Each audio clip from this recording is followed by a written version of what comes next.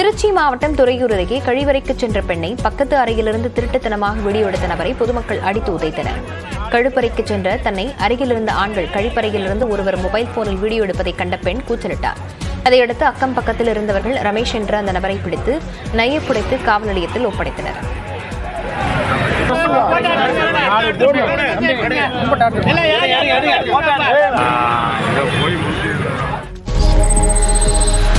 திருவள்ளூர் அருகே கால்வாயில் tipper lorry கவிழ்ந்து விபத்துக்குள்ளானது.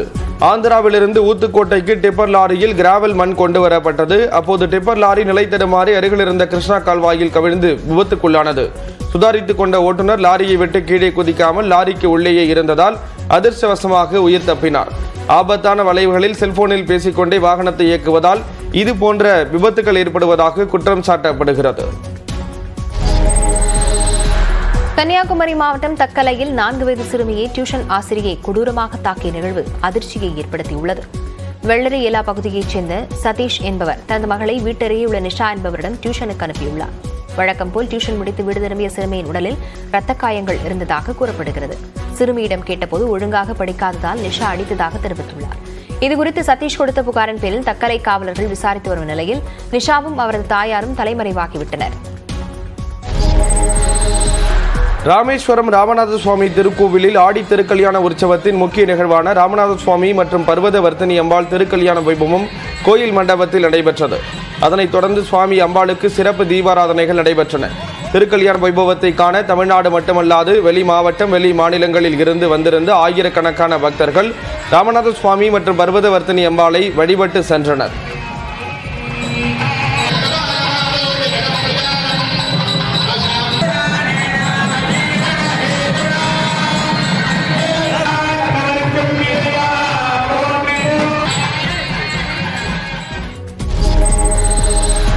தென்காசி மாவட்டம் குற்றாலத்தில் திருக்குற்றாலநாத சுவாமி திருக்கோயில் நிர்வாகத்தை கண்டித்து முழு கடையடைப்பு போராட்டம் நடைபெற்றது. வாரிசுதாரர்களையும் வாடகைதாரர்களாக ஏற்றுக்கொண்டு அவர்களுக்கு பெயர் மாற்றம் செய்து கொடுக்க வேண்டும் என்பன உள்ளிட்ட 9 அம்ச கோரிக்கைகள் வலியுறுத்தப்பட்டுள்ளன. குற்றாலம் வியாபாரிகள் சங்கத்தினர் மற்றும் திருக்குற்றாலநாத சுவாமி திருக்கோயில் வாடகைதாரர்கள் இணைந்து திடீர் கடையடைப்பு போராட்டம் நடத்தியதால் அதற்கு அங்கு வந்த சுற்றுலா பயணிகள் கடும் அவதிக்குள்ளாகினர். கடலூர் மாவட்டம் சிதம்பரத்தில் வங்கிக் கணக்கில் முதியோர் உதவித்தொகை வரவு வைக்கப்படவில்லை என கூறி முதியவர் பட்டை நாமத்துடன் வட்டாட்சியர் அலுவலகத்திற்கு வருகை தந்து எதிர்ப்பை பதிவு செய்தார். ஆயிப்பேட்டை கிராமத்தைச் சேர்ந்த ராஜபிள்ளை என்பவருக்கு கடந்த ஆண்டு நவம்பர் மாதம் முதியோர் உதவித்தொகைக்கான உத்தரவு வழங்கப்பட்டது.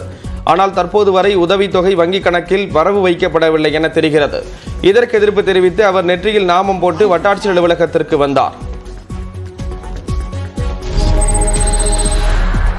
கர்நாடக மாநிலத்தில் திருடப்பட்ட 12 இருசக்கர வாகனங்கள் தமிழ்நாட்டின் வேலூர் மாவட்டத்தில் பறிமுதல் செய்யப்பட்டன. பெங்களூரு ஜேபி நகர் மற்றும் சுற்றுவட்டார பகுதிகளில் நிறுத்தப்பட்ட வாகனங்கள் மாயமாகின. இது தொடர்பாக கைது செய்யப்பட்ட இருவரிடம் நடத்திய விசாரணையில் திருடுபோன 12 இருசக்கர வாகனங்கள் தமிழகத்தின் வேலூர் மாவட்டம் பேரணாம்பட்டில் இருப்பது தெரியவந்தது. இது தொடர்பாக தனிப்படை அமைத்த கர்நாடக போலீசார் பேரணாம்பட்டு காவல் ஆய்வாளர் உதவியுடன் வாகனங்களை பறிமுதல் செய்தனர். கொடைக்கானலில் காட்டுருமை தாக்கியதில் மலையேற்ற பயிற்சியாளர் படுகாயமடைந்து மருத்துவமனையில் அனுமதிக்கப்பட்டார். கல்லுக்குடி பகுதியைச் சேர்ந்த ஜெனி ஹாஷ்மி மாணவர்கள் மற்றும் இளைஞர்களுக்கு மலையேற்ற பயிற்சி அளித்து வருகிறார். வழக்கம்போல் பயிற்சியில் ஈடுபட்டிருந்த போது புதர் பகுதியிலிருந்து வெளியே வந்த காட்டெருமை ஒன்று ஜெனி ஹாஷ்மியை வயிற்றில் முட்டி தாக்கியது. கொடைக்கானலில் இதுபோன்ற தாக்குதல் சம்பவங்கள் அதிகரித்துள்ளதால் காட்டெருமை நடமாட்டத்தை கட்டுப்படுத்த பொதுமக்கள் கோரிக்கை விடுத்துள்ளனர்.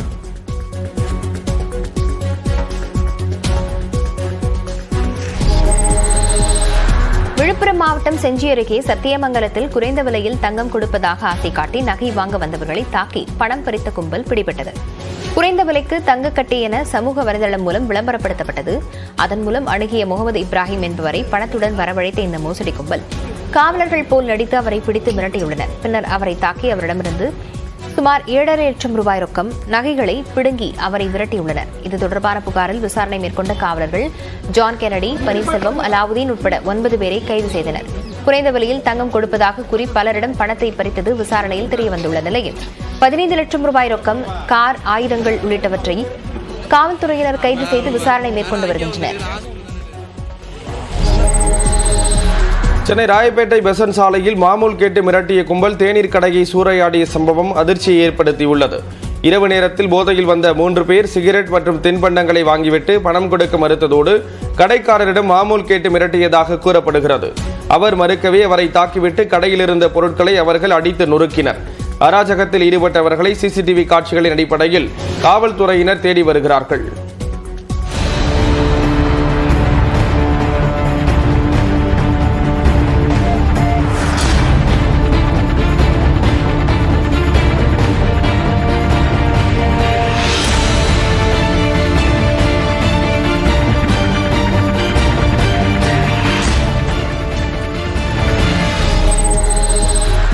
மயிலாடுதுறை மாவட்டத்தில் குறுங்காடுகள் வளர்க்கும் திட்டத்தின் கீழ் கோமல் ஊராட்சியில் 2 ஏக்கர் நிலத்தில் 1000 மரக்கன்றுகள் நடப்பட்டன. மயிலாடுதுறை மாவட்டத்தை பசுமையான மாவட்டமாக மாற்ற மாவட்ட நிர்வாகம் பல்வேறு முயற்சிகளை மேற்கொண்டு வருகிறது. அந்த வகையில் கள்ளிக்காடு கிராமத்தில் மியாவாக்கி முறையில் குறுங்காடு வளர்க்கும் திட்டம் செயல்படுத்தப்பட்டது. பூம்புகார் சட்டப்பேரவை தொகுதி எம்எல்ஏ நிவேதா முருகன் மரக்கன்றுகளை நட்டு விழாவை தொடக்கி வைத்தார். மகாகனி, வாழை, தென்னங்கன்று, கொய்யா, மாங்கன்று உள்ளிட்ட 1000க்கும் மேற்பட்ட மரக்கன்றுகள் நட்டு வைக்கப்பட்டன.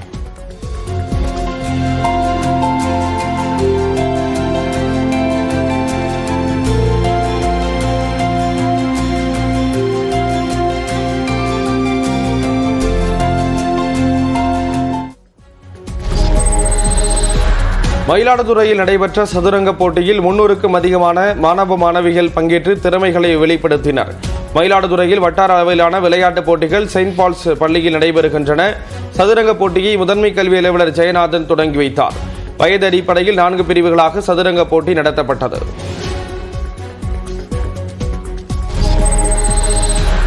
புதுச்சேரியில் விலை உயர்ந்த பைக் திருட்டில் ஈடுபட்டு வந்த கிராம நிர்வாக அதிகாரியின் மகன் கைது செய்யப்பட்டார். சென்னையை சேர்ந்த பிரசாந்த் என்பவர் புதுச்சேரிக்கு சென்றிருந்த போது அவரது பைக் திருடப்பட்டது. கணபதி நகரைச் சேர்ந்த தினகரன் என்பவரின் பைக்கும் திருடப்பட்டதாக அடுத்தடுத்து புகார்கள் வந்தன. இதனைத் தொடர்ந்து விசாரணையை தீவிரப்படுத்திய முத்தியால்பேட்டை காவல் நிலையத்தினர் திருட்டில் ஈடுபட்டது திண்டிவனத்தைச் சேர்ந்த சையது காலிம், அர்ஜுனன் மற்றும் கார்த்தி என்பதை கண்டறிந்தனர். கார்த்தி வேறு ஒரு வழக்கில் கைதாகி சிறையில் இருக்கும் நிலையில் திருட்டு பைக்கில் சுற்றித் திரிந்த சையது காலிம் காவலர்களிடம் பிடிபட்டார்.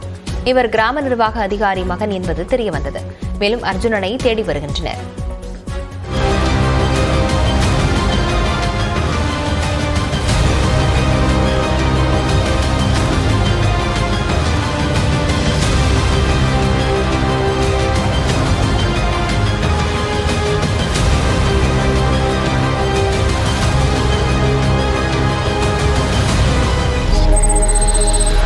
நாமக்கல் மாவட்டம் ராசிபுரம் அருகே திருமணிமுத்தாற்றில் ரசாயன கழிவுகளால் நுரை பொங்கி வழிகிறது. இதனால் நிலத்தடி நீர் மாசுபடுவதாக விவசாயிகள் வேதனை தெரிவிக்கின்றனர். சேலத்தில் பெய்த கனமழையின் காரணமாக திருமணிமுத்தாற்றில் தண்ணீர் பெருக்கெடுத்து ஓடுகிறது. இதை பயன்படுத்திக் கொள்ளும் சாயப்பட்டறை உரிமையாளர்கள் ரசாயன கழிவுகளை ஆற்றில் கலந்து விடுவதாக கூறப்படுகிறது. இதனால் ராசிபுரம் அடுத்த மதியம்பட்டி பகுதி வழியாக செல்லும் திருமணிமுத்தாற்றில் நச்சு நுரைகள் வெளியேறுகிறது. ஆற்றில் ரசாயனங்களை கலக்கும் சாயப்பட்டறை ஆலைகள் மீது நடவடிக்கை எடுக்க கிராம மக்கள் வேண்டுகோள் விடுத்துள்ளனர்.